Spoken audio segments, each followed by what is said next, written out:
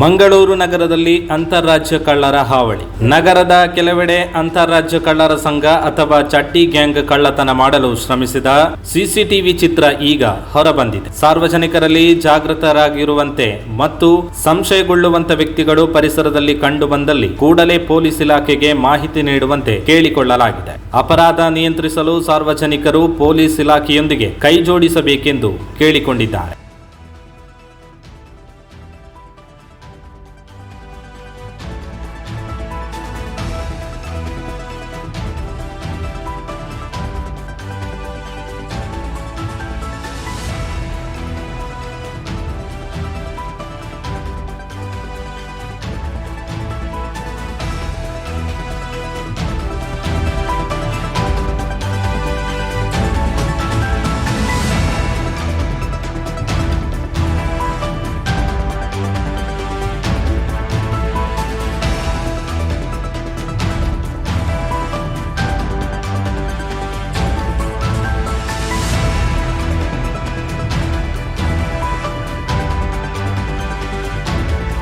ಧ್ವನಿ ಮೀಡಿಯಾ, ನಿಮ್ಮ ಧ್ವನಿಗೆ ನಮ್ಮ ಧ್ವನಿ.